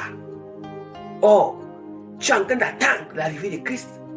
Tu es en train d'espérer qu'après ta mort, tu vas entrer dans le royaume des cieux. Bien-aimé, vraiment, faisons attention. Faisons attention, bien-aimé.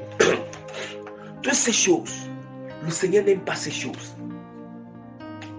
Hein? Les salles, les gens qui partent dans les salles de concert, les boîtes de nuit, les bars, les snack bars. Bien-aimé, Dieu n'approuve pas. Dieu dit quelle gloire à ça. Hein? Toutes ces choses, c'est le Dieu de ce siècle qui est derrière ces choses. Il y a des démons, des principautés, des sirènes qui sont derrière ces fêtes, derrière ces films, derrière ces films, derrière toutes ces choses du monde. Hein? Bien-aimé, nous allons je vais un peu lire un passage, bien-aimé, qui va vraiment nous soutenir à ce qui concerne les salles de concert, les boîtes de nuit, les bars et les snack bars. Hein? Et les snack bars. Je vais ouvrir un peu la parole de Dieu rapidement dans 2 Corinthiens. 2 Corinthiens chapitre 10, versets 20 à 23. 2 Corinthiens chapitre 10, versets 20 à 23. Je lis au nom puissant de Jésus-Christ.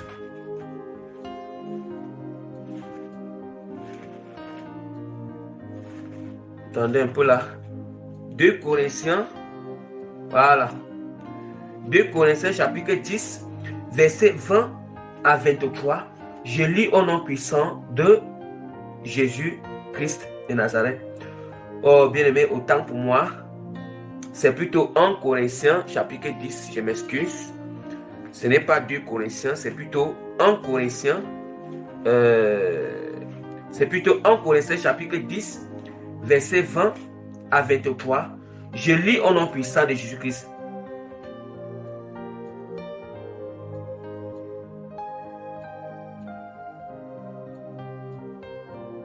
La parole de Dieu nous dit quoi? La parole de Dieu nous dit là-bas que la parole du Seigneur nous dit là-bas que l'apôtre Paul nous dit là-bas que celui qui boit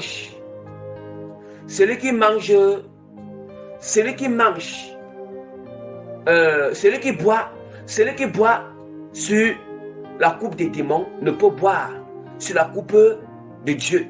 Celui qui mange sur la table des démons ne peut pas manger sur la table de Dieu. Il ne peut pas manger sur la table de Dieu. Bien-aimé, quand tu pars dans les bars, tu pars dans les snacks, tu pars dans les concerts, tu pars dans les boîtes de nuit, hein? Tu pars dans les boîtes de nuit, bien-aimé. Tu pars dans tous ces endroits, les concerts, bien-aimé. Tu vois que si ça veut dire que tu es en train de boire dans la coupe du diable. Tu es en train de manger sur la table du diable. Tu vois, même dans ces fêtes, ces fêtes païennes que je suis en train de vous parler là, ça veut dire que tout ce que vous êtes en train de manger et boire, dans ces fêtes-là, vous mangez à la table des démons, vous buvez dans la coupe des démons. Bien que tu te dis que la coupe que tu vois là, le verre que tu es en train de boire là, à l'honneur de cette fête-là, ou bien pour ce concert, cette boîte de nuit, cette bar où tu es allé là, bien aimé, ça veut dire que bien que tu vois que c'est un verre, tu es en train de voir que c'est un verre qui est physique, qui est simple. Mais là maintenant, si Dieu t'ouvre les yeux spirituels, Dieu va te montrer comment tu es en train de boire dans la coupe des démons. Ou bien la table que tu es assis là, Si Dieu t'ouvre les yeux spirituels, tu vas te demander comment tu es assis ensemble avec les démons. Ça veut dire que les démons sont assis là, sur la table là. Tu es en train de boire ensemble avec ces démons. Hein? On est en train de boire ensemble avec ces démons.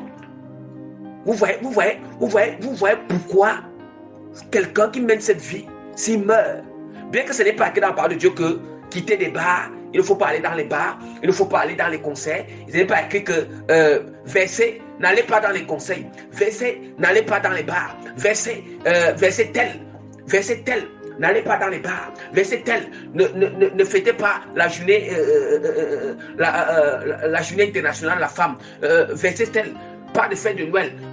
Verset tel, ne fêtez pas Saint-Valentin. Verset tel, ne part pas dans les concerts, ne part pas dans les plages. Mais ces passages ici déjà, c'est le cas le Saint-Esprit pour comprendre. Ces passages ici déjà révèlent déjà ces œuvres des ténèbres. Révèlent déjà ces œuvres des ténèbres. Nous sommes d'accord. Nous sommes d'accord. Ces passages ici révèlent déjà ces œuvres des ténèbres. Révèlent déjà ces œuvres des ténèbres. Donc vraiment, je vous exhorte, bien-aimés, à abandonner ces choses. Quitter ces choses-là. Il faut abandonner toutes ces choses. Il faut vraiment les abandonner. C'est important. Il faut abandonner ces choses.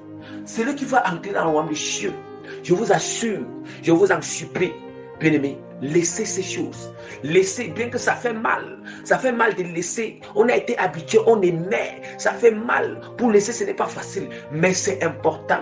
Bien-aimé, c'est pour notre bien. C'est pour ton bien, bien-aimé. Pour le bien de ton âme. Le bien de ton âme, bien-aimé. Hein? Pour le bien de ton âme. Bien-aimé, rien n'est plus bien. Quand on se sépare, on laisse toutes les choses pour Christ, bien-aimé. Non seulement il y a une récompense. Premièrement, d'abord, pour le bien de nos âmes. Deuxièmement, il y a des récompenses. Hein? Vous voyez? Je vous assure, il faut laisser ces choses. Laissez ces choses, bien-aimés. Laissez ces choses. Je vous assure, quand le Seigneur dit, la parole de Dieu dit que dans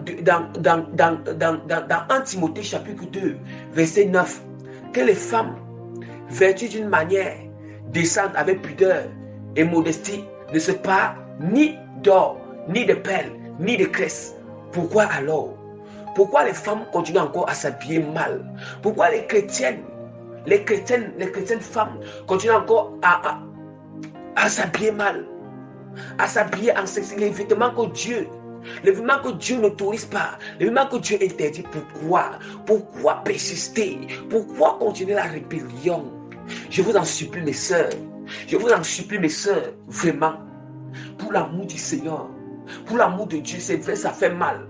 Ça fait mal que oui, des gens avec qui tu étais habitué, tout ça, ça fait mal que tu vas perdre la bonne vie que tu as fait et tout ça. Oui, c'est pour une bonne cause, c'est pour Christ, c'est pour le salut. Hein? C'est pour le salut. Mieux vaut perdre tout ça. Laissez la beauté mondaine, mais recherchez la beauté en Christ. Hein? Laissez toutes ces choses. Laissez toucher sur les parures. La parure ne se pas ni d'or, ni de graisse. Laissez cette affaire. Laissez vos cheveux naturels. Je vous en supplie, mes soeurs, laissez les cheveux naturels. Oui, laissez les cheveux naturels. Ne vous parlez pas d'or et de perles. Soyez naturels comme le Seigneur. Quand tu es né, quand vous êtes né, vous n'êtes pas. Tu es né naturel. Sois naturel. Hein?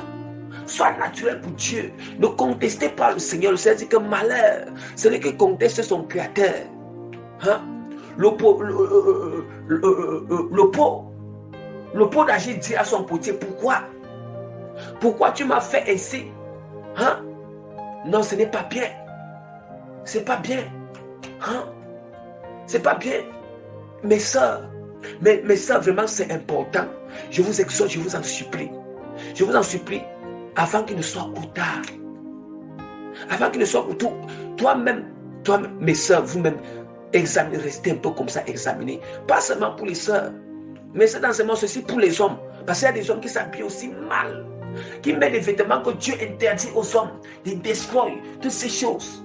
Oui, le Seigneur ne nous permet pas ces choses. Même des hommes qui mettent des parures, Dieu ne veut pas des parures. Hein? Dieu ne veut pas des parures. Laissez ces choses, des maquillages, il faut laisser, mes soeurs, il faut laisser. Ça amène en enfer. Laissez ces choses. Hein? Tout ça, on appelle ça de la prostitution. La prostitution n'est pas seulement que tu vas aller sortir avec plusieurs hommes. Oui, c'est aussi en autre sens. Mais la prostitution, c'est aussi quoi? Toutes ces choses ici, c'est la prostitution spirituelle. Tout ça, c'est la prostitution. Tout ça, c'est l'adultère aussi. On appelle ça aussi l'adultère, la prostitution. L'adultère n'est pas seulement que comme tu es marié quand tu es marié à ta femme ou ton mari là, et tu as trompé, non. Oui, c'est aussi ça. Mais aussi là, quand on parle d'adultère, prostitution spirituelle, ce sont ces choses ici. Parce que ces choses viennent profaner le cœur. Parce que ces convoitises, ces désirs entrent dans le cœur. C'est ça qui fait maintenant que le Seigneur est jaloux. Je suis maintenant jaloux parce que notre cœur s'est attaché à ces choses. C'est d'où maintenant sujet de la jalousie de Dieu. C'est d'où maintenant il y a prostitution et adultère spirituel. Hein? Et il y a prostitution et adultère spirituel. Et voilà pourquoi nous allons voir comment la parole de Dieu nous dit dans Jérémie. La parole de Dieu nous dit dans Jérémie chapitre 15, verset 27, que j'ai vu des adultères et des ennemissements, des criminels prostitution sur les collines et dans les champs.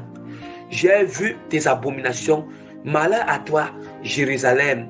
Jusqu'à quand tarderas-tu à te purifier? Or, Jérusalem ici, ce n'est pas Jérusalem d'Israël. Oui, mais ici la révélation est que c'est l'église, c'est nous les chrétiens.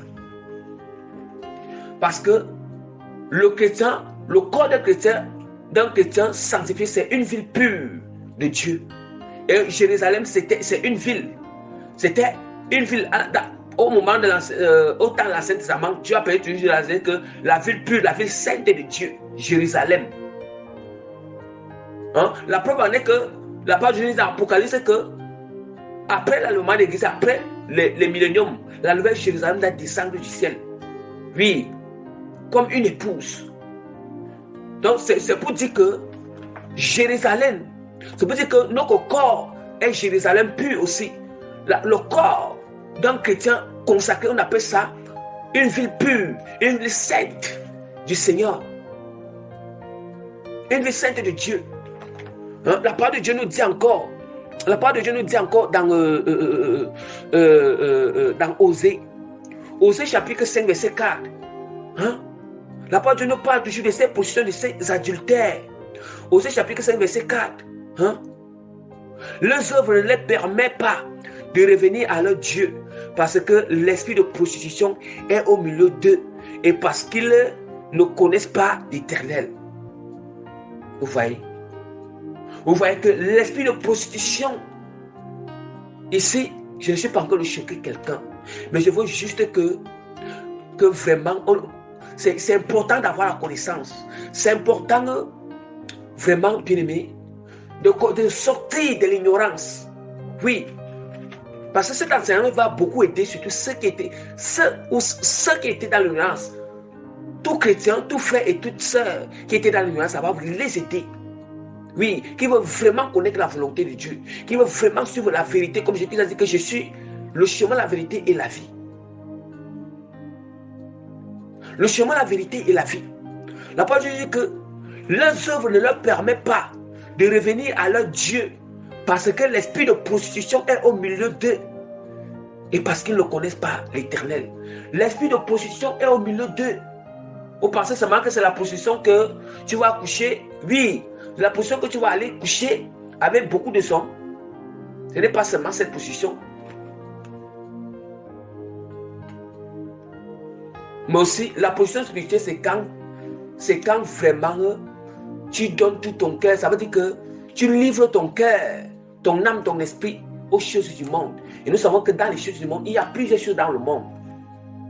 Nous savons bien que dans la musique, quand on parle musique mondaine, il y a un démon qui est de la musique mondaine. On parle Quand on parle de musique mondaine, il y a les rap, coupé décalé, souk, hip-hop, bikutsi, makossa. Toutes ces choses-là. Les reggae. Toutes ces choses. Hein? Les souls. Toutes ces choses-là. Hein? C'est différent. Ça veut dire que dans chaque musique-là, il y a un démon derrière. Ça veut dire que là maintenant, tu t'es prostitué avec le démon du coupé décalé. Tu te prostitues au même moment. Quand tu écoutes plusieurs musiques du monde, ça veut dire que tu es en train de te prostituer avec plusieurs de ces démons. Parce qu'à chaque fois que tu écoutes, tu as ce désir dans ton cœur, tu as cette passion. Directement, ce démon vient habiter dans ton cœur. Quand on ne te trompe pas, le Saint-Esprit sort. Le démon vient habiter dans ces démons. D'où maintenant, quand on entend que légion. Parce que la légion est déjà en toi. C'est toi seul qui fait les fêtes. Tu es en train de fêter les fêtes mondaines. Tu pars dans les concerts, tu pars dans les boîtes de nuit, tu pars dans les bars, tu pars dans les snacks, tu pars dans les plages, tu pars. Tu vois les films mondains, tu écoutes les musiques mondaines. C'est toi seul. C'est toi seul qui fait toutes ces choses. C'est là maintenant. Et dans chaque chose de ces mondes, il y a un démon. Et c'est là maintenant on appelle la prostitution parce que tu as déjà fait alliance avec tous ces démons-là. Parce que tu écoutes ces choses au même moment. Donc voilà vraiment. Voilà ce qui concerne notre grand A. Maintenant je vais passer sur le grand B pour terminer aussi avec le grand B. Donc vraiment, c'est un peu ça. Bien-aimés, nous continuons et nous allons finir avec notre point B. L'amour de l'argent nous livre dans beaucoup de tourments. L'amour de l'argent nous livre dans beaucoup de tourments, bien-aimés. Bien-aimés, c'est très important. Parce que l'amour de l'argent, c'est aussi encore un autre fléau encore. Un autre fléau dans cette génération. Surtout la génération, je spécifie bien, la génération des chrétiens, comme ils s'appellent des chrétiens engouillis. Les chrétiens engouillis, des chrétiens modernes d'aujourd'hui. Oui. Des chrétiens modernes d'aujourd'hui. Ça veut dire que donc je ne sais pas. Donc je ne sais pas si vraiment il y a certaines personnes pour eux, ils se disent que c'est l'argent qui peut tout faire. Ils se disent que au lieu de mettre Jésus-Christ au centre de leur vie, ils préfèrent mettre l'argent au centre de leur vie. Or, Jésus-Christ a dit qu'on ne peut pas aimer, on ne peut pas servir Dieu, mais on ne peut pas servir Dieu et servir aussi Mammon. Or, nous savons que Mammon, c'est le démon de l'argent. Hein? Mammon, c'est le démon de l'argent. Or, nous voyons déjà que si nous aimons déjà l'argent, directement on est en train d'aimer le démon, le Dieu, on est en train d'aimer le démon qui est derrière cet argent. Quand on dit que aimer l'argent, c'est une manière que, au lieu que celui qu'on appelle que, comme le Seigneur dit que Dieu a dit que quoi? Il dit que l'or et l'argent l'appartient. Oui. C'est vrai que le Seigneur dit que l'or et l'argent l'appartient. Ça veut dire que tu dois aimer Dieu. Ça veut dire que au lieu d'aimer le Seigneur et que toi tu commences à aimer l'argent, tu commences à aimer l'argent à dépasser Dieu, c'est d'où maintenant tu tombes dans le piège. Tu tombes dans le piège d'adorer Mammon. Tu tombes dans le piège d'aimer Mammon. Là, ce n'est plus Dieu. Là maintenant, quand tu aimes Dieu, ça veut dire que comme l'argent appartient à Dieu, l'argent appartient à Dieu, ça veut dire que l'argent va commencer à t'appartenir. L'argent commence à t'appartenir. Hein? Ça veut dire que ce qui appartient à Dieu t'appartient aussi. Parce que quoi, tu aimes Dieu de tout ton cœur. Parce que quoi, j'aime Dieu de tout mon cœur. Parce que j'obéis au Seigneur. Parce que je marche selon la volonté de Dieu. Je marche selon la volonté de Dieu. Et voilà pourquoi la parole de Dieu nous dit voilà pourquoi la parole de Dieu nous dit dans 1 Timothée chapitre 6 verset 8. Si donc nous avons la nourriture et le vêtement, cela nous suffira. Si donc nous avons de la nourriture et le vêtement, cela nous suffira. Mais ceux qui veulent s'enrichir tombent dans la tentation, dans le piège et dans beaucoup de désirs insensés et pernicieux qui plongent les hommes dans la ruine et la perdition. Car l'amour de l'argent est une racine de tous les maux. Et quelques-uns, en étant possédés, se sont égarés loin de la foi et se sont jetés eux-mêmes dans bien des tourments. Pour toi, homme de Dieu, fuis ces choses et recherche la justice, la piété, la foi, la charité, la patience et la douceur. Combat le bon combat de la foi, saisis la vie éternelle à laquelle tu as été appelé et pour laquelle tu as fait une belle confession en présence d'un grand nombre de témoins. Bien, mais est-ce que nous entendons ce que la parole de Dieu nous dit? La parole de Dieu nous dit que pour toi, homme de Dieu, fuis ces choses et recherche la justice, la piété, la foi, la charité, la patience et la douceur. Oh, bien-aimé. Bien-aimé. Bien-aimé. Le but d'un chrétien, c'est quoi? Le but d'un chrétien, c'est quoi? C'est rechercher la justice. Bien-aimé, on a accepté même Christ. Pourquoi? Nous avons accepté Christ. Pourquoi? Pour quelle raison? Pour quel but, bien-aimé? Bien-aimé, quelles sont les valeurs de Christ, bien-aimé? Quelles sont les choses qu'on doit rechercher, bien-aimé? Cherchez premièrement le roi des cieux. Cherchez premièrement le roi des cieux, la justice. Et le reste vous sera accordé par-dessus tout, bien-aimé. Le reste sera accordé par quand on parle du royaume des cieux. Le royaume des cieux, c'est tout ce que le royaume des cieux comporte comme valeur. Tout ce qui est comme valeur dans le royaume des cieux, c'est à ça qu'on doit s'attacher. C'est ça qu'on doit pratiquer. C'est ça qu'on doit rechercher. C'est ça qu'on doit faire. Oh, bien-aimé. Oh, bien-aimé. Oh, quel bien-aimé. Oh Seigneur, aide les chrétiens à sortir de la rébellion. Aide les chrétiens, Père, à se donner totalement à toi. C'est toi qui as cette force. C'est toi seul, Père, qui peut le faire. Oui, nous n'avons que pour rôle de prêcher ta vérité. Toi, tu as pour rôle de toucher les cœurs, de transformer, Seigneur, de toucher les consciences, Père. C'est toi, nous n'avons que pour rôle, Père. On n'a que pour rôle, comme tu l'as dit dans ta parole, nous n'avons que pour rôle de déposer la semence et d'arroser.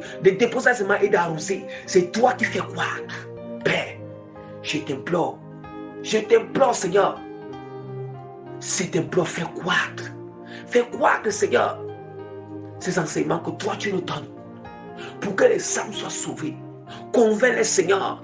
Touche-les, Père. Convainc-les que, Seigneur, toutes ces choses, Seigneur, ce sont des péchés. Convainc-les que ces choses amènent en enfer et qui se détournent, Seigneur. Oh, bien-aimé. Je ne sais pas si je pouvais faire plus que ce que je peux faire ici là. Pour que les âmes soient sauvées, je pourrais le faire.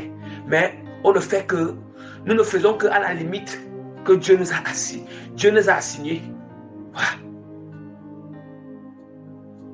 Oui.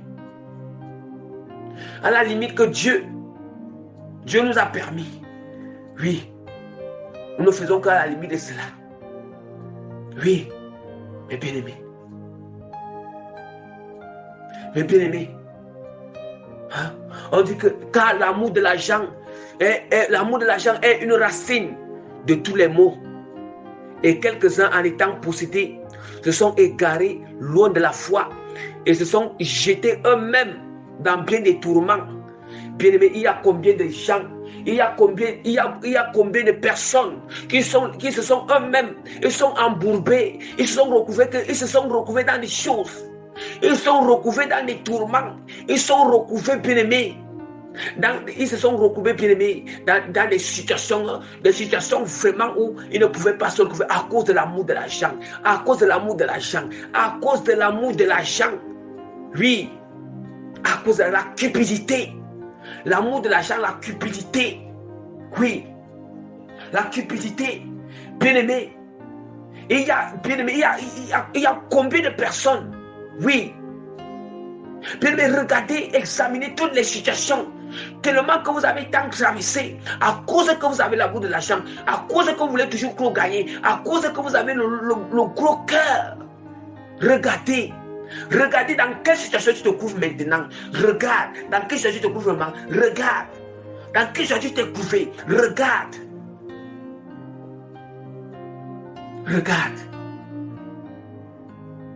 L'amour de l'argent est la racine de tous les maux. La part de Dieu ne ment pas. La part de Dieu est vraie. Même ce que la part de Dieu dit, c'est là. Vous-même, vous avez expérimenté cela.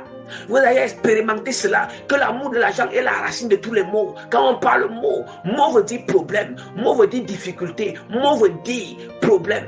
Mot ici, ce n'est pas mot avec... mot ici, ce n'est pas le mot. Ce n'est pas le mot avec M-O-T. Mais mot ici, c'est un mot qui est M-O-U-X. M-O-U-X. C'est ce mot-là qu'on appelle les problèmes. Hein? Les problèmes. Bien-aimé, vraiment, il faut prier. Si quelqu'un a l'amour de l'argent dans son cœur, quelqu'un a l'amour des choses du monde dans son cœur, quelqu'un a la convoitise dans son cœur, bien-aimé, il faut travailler ça durement, bien-aimé, dans les prières. Travaille ça durement. Il faut assujettir. Prie encore. Prends des jeûnes. Prie pour que Dieu te ôte, bien-aimé, la convoitise du monde dans ton cœur, la convoitise des choses du monde dans ton cœur, l'amour des choses dans notre cœur, l'amour de l'argent. Prie le Seigneur. Prie le Seigneur. Je sais qu'il y en a beaucoup qui en a ça dans le cœur. Et il y en a beaucoup qui en a dans le cœur. Oui, prie Dieu. À chaque fois que prie Dieu et fais l'effort, travaille ça durement, bien-aimé. Travaille ça durement, bien-aimé. Ce n'est pas ça, mène en enfer. Ça amène beaucoup de tourments. Hein? Ça amène beaucoup de tourments. Ça amène beaucoup de tourments. Oui. Et l'amour de l'argent suscite quoi? L'amour de l'argent suscite, et c'est ça même qui suscite toujours la sagesse du monde. C'est ça qui fait toujours que les gens, c'est ça qui suscite souvent, hein? Qui suscite souvent la sagesse corruptible, la sagesse du monde, la sagesse de l'ennemi sur les gens, parce que toi parce que tu aimes l'argent, il faut que tu dois avoir des stratégies.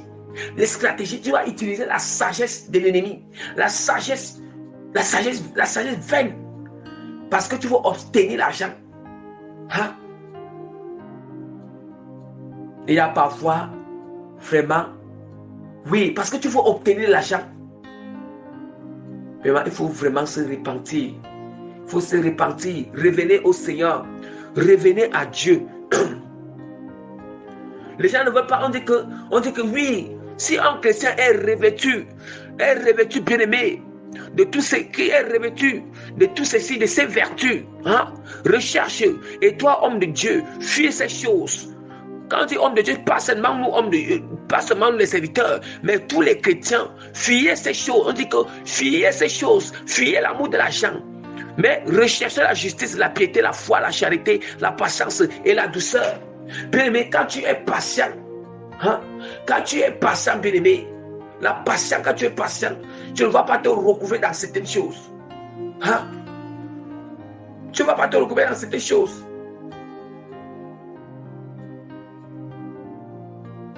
Hein?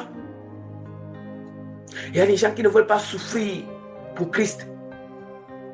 Qui ne veulent pas souffrir pour Christ. Mais examinons bien. Quand tu as tout cet argent même là, tout cet argent là, qu'est-ce qu'on fait? On fait quoi? On fait même quoi avec tout cet argent? Hein? On fait quoi avec tout cet argent, bien-aimé? Hein? Regardons un peu bien. On fait quoi avec tout cet argent? À part seulement que l'argent là, tu vas construire les maisons, tu vas aller coucher avec les femmes, tu vas acheter les habits, tu vas acheter les chaussures, tu vas manger tout type de nourriture que tu veux, les poulets DG, les viandes hachées, les sandwichs, les shawarma, tu vas aller dans les boîtes de nuit, tu vas tout ça pourquoi? Hein? Quand même si tu meurs, tu vas laisser ces choses, et quand tu vas laisser ça, ton âme va aller se retrouver en enfer. En enfer. Bien-aimé, et quand toutes ces choses-là, on a toutes ces choses dans notre cœur. Dieu ne peut pas venir habiter dans ce genre de cœur. Dieu ne peut pas venir prendre part dans ce genre de cœur. Le Saint-Esprit se sépare. Dieu n'aime pas les choses comme ça. Dieu est en horreur de l'amour du monde, la convoitise du monde, l'amour des choses du monde. Dieu n'aime pas, c'est dégoûtant devant le Seigneur. Bien-aimé, je ne sais pas, c'est dégoûtant, c'est très attristant à l'égard du Seigneur. Je ne sais pas. Je ne sais pas, bien-aimé. Je ne sais pas, bien-aimé. Hein? Hein, bien-aimé? Oh. Mais ce qu'il veut s'enrichir tombe dans la tentation, dans le piège et dans beaucoup de désirs insensés, pernicieux et plonge les hommes dans la ruine, à la prédiction. Vous voyez? Bien-aimé, je ne sais pas comment les gens sont. On dit que mais ceux qui veulent s'enrichir tombent dans la tentation, dans le piège et dans beaucoup de désirs insensés, pernicieux, qui plongent les hommes dans la ruine et la perdition. Bien-aimé, est-ce que c'est toi-même qui veux s'enrichir ou bien est-ce que c'est Dieu qui doit t'enrichir? Bien-aimé, là où nous voyons là, quand nous venons dans le Seigneur, c'est Dieu qui décide. Si c'est lui qui doit nous enrichir, ce n'est pas nous-mêmes qui devons décider si on doit s'enrichir. C'est Dieu qui décide s'il doit nous enrichir. Et ça veut dire qu'on doit restons à la capacité où Dieu a prévu pour nous. Si Dieu a dit que, ok, toi, si Dieu a dit que telle personne, il sera moyennement riche, bien aimé, reste à ce niveau. Si Dieu a dit que telle personne, tu seras plus riche, oui, reste à ce niveau. Si Dieu a dit que telle personne, oui, tu vas vivre une vie aisée. Ça veut dire que tu n'es pas moyennement riche, ni riche, mais tu vas vivre une vie aisée, que tu ne vas pas manquer de nourriture, tu as de quoi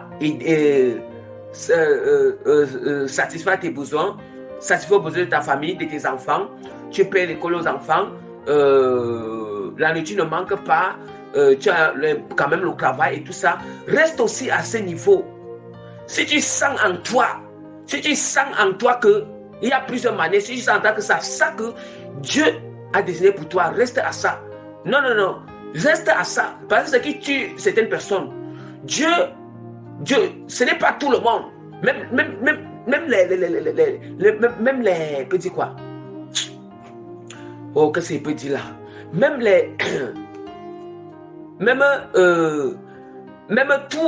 Même quand nous parcourons tout l'Ancien Testament, nous allons constater que même ceux qui ont vécu avant, nous allons constater qu'il y avait toujours les riches et les pauvres.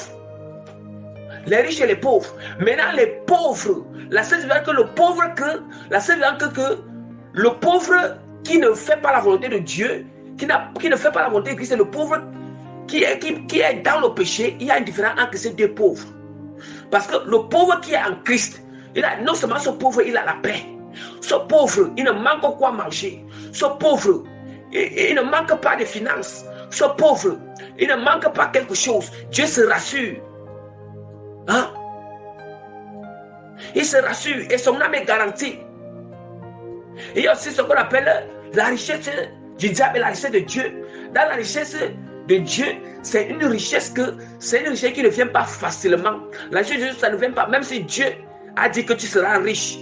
C'est quelque chose que tu vas passer des étapes par étapes pour arriver à cette richesse-là, pour arriver là-bas, bien-aimé. La richesse de Dieu ne vient pas facilement. La richesse de Dieu, c'est quelque chose, c'est une succession des étapes.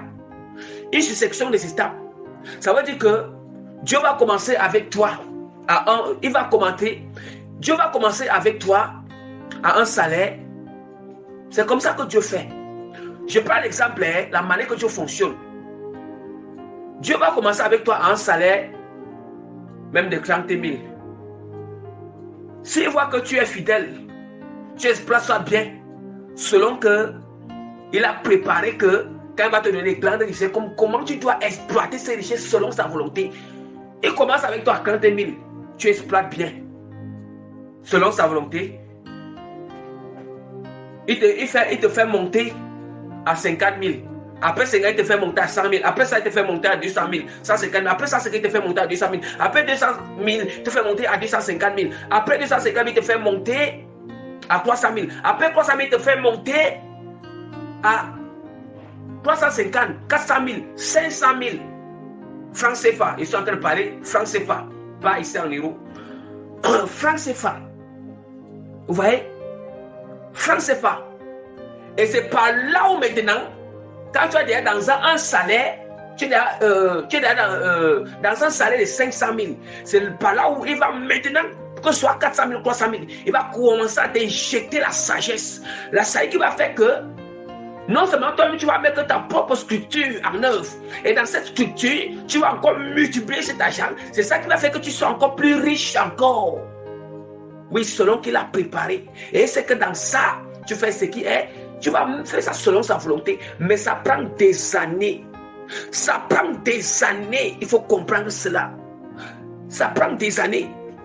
Oui, il y a certaines personnes que, oh oui, Dieu l'a révélé que oui, il y a certaines personnes que Dieu, même si Dieu t'a révélé, tu connais, ok, Dieu t'appelle à soutenir l'œuvre du Seigneur, à soutenir, à aider les gens, que tu seras plus riche. Mais il ne faut pas te précipiter, il ne faut pas être pressé. Comme tu connais, oui, tu seras plus riche là. Tu as eu cette révélation. Oui, que c'est à confirmer. Mais ne te précipite pas. Ne te précipite pas maintenant. Ne te précipite pas. Comme tu sais, ne te précipite pas. Non. Il faut maintenant aller pas à pas. Il faut aller pas à pas. Dans le temps de Dieu. Va un peu avec le Seigneur. Va pas à pas avec le Seigneur. Va pas à pas. Mais si tu essayes de te détourner, tu essayes de sauter l'étape là, c'est là où c'est mauvais. Tu risques, au lieu d'être dans la richesse de Dieu, tu vas risquer d'être riche de l'ennemi. Vous voyez un peu. C'est comme ça que l'ennemi fait. C'est comme ça que l'ennemi fonctionne. C'est comme ça. Donc il faut accepter. Et il y a certaines personnes dans le Seigneur, il y a certaines personnes que Dieu a appelées que il y a certaines personnes que Dieu a appelées qu'ils vont être des pauvres joyeux. Quand on dit que des pauvres joyeux, ce n'est pas le pauvre de telle sorte que tu es pauvre à cause des malédictions, à cause du péché, à cause des mauvaises. Non, ce n'est pas ce genre de pauvre. C'est un pauvre qu'il est là, il ne manque de rien. Il ne manque de rien, que ce soit spirituellement, il est assez. Il est riche spirituellement. Il est riche spirituellement dans le spirituel. Dans la paix du cœur, il est riche. Même il ne manque pas de quoi manger. Il ne manque pas de quoi satisfaire aux besoins de sa famille. De quoi ses enfants ne manquent de rien. Oui. Mais si Dieu reste, ça veut dire que c'est comme ça. Parfois, les chrétiens, si Dieu t'appelle à être moyennement riche, reste aussi à là. Je ne peux pas. Parce que si tu veux aller au-delà où Dieu t'a appelé, c'est ça maintenant qui fait que tu te retrouves dans ce que la parole de Dieu encore nous dit ici. Dans ce que la parole de Dieu encore nous dit, c'est que, dans ce que la parole de Dieu encore dit, mais ceux qui veulent s'enrichir tombent dans la tentation, dans le piège et dans beaucoup de désirs insensés et pernicieux qui plongent les hommes dans la ruine et la perdition, car l'amour de l'argent est une racine de tous les maux, et quelques-uns, en étant possédés, se sont égarés loin de la foi et se sont jetés eux-mêmes dans bien des tourments. Nous comprenons? Donc, voilà, bien-aimés. Voilà la fin de l'enseignement. Vraiment, j'exhorte à tous les frères et sœurs.